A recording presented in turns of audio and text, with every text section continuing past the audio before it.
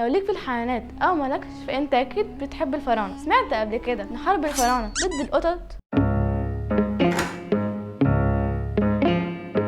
المصري القديم كان بيشتغل في الزراعه، فكانت الحشرات والفئران بتبوظ له المحصول، ولان دي وظيفه مهمه جدا للقطط فبدات قصه حرب ما بين المصري القديم والقطط. ولان القطط كان بتحرسهم من المحصول فكانوا بيقعدوهم معاهم في البيت وياكلوهم ويشربوه، واللي يموت القط بتاعه كان بيحلق حاجه حزن عليه. تخيل بقى لو حد عمله بطريقه وحشه كان بيتحاكم، ممكن كمان يوصل لانه يتعدم.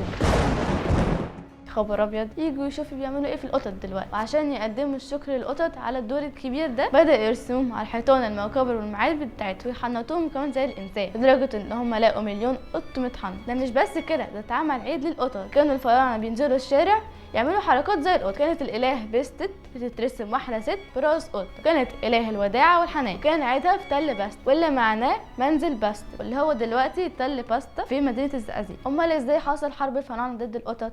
خليك معايا وانا هقولك بعد شويه. ما سالتش نفسك هو القط اللي في الشارع هو القط الفرعوني؟ لا طبعا، ده ليه قصه مختلفه خالص. واحنا عرفنا منين؟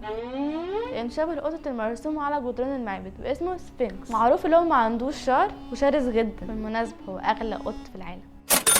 بيحب الاطفال وفي شويه صفات زي الكلاب زي الذكاء وقوه الشم، بس للاسف الجهاز المناعي بتاعه ضعيف فبيمرض بحساسيه او بامراض تانية كتير. نيجي بقى لموضوع الحرب. كان في حرب ما بين الفرس والفراعنه. عارف الفرس سر حب الفراعنه للقطط، فجابوا عدد كبير قوي من القطط واستخدموهم ليتحموا فيه. مش بس كده، وكمان رسموا على الدروع بتاعتهم شكل القطط، وفعلا نجحت الخطه. اول ما الفراعنه شافوا الفرس محتمين في القطط رفضوا انهم يحاربوهم، وفعلا خسروا في المعركه دي. احكي لنا قصه ظريفه ليك مع القطط، ولايك وشير بقى على القناه عشان نكمل قصه الفراعنه.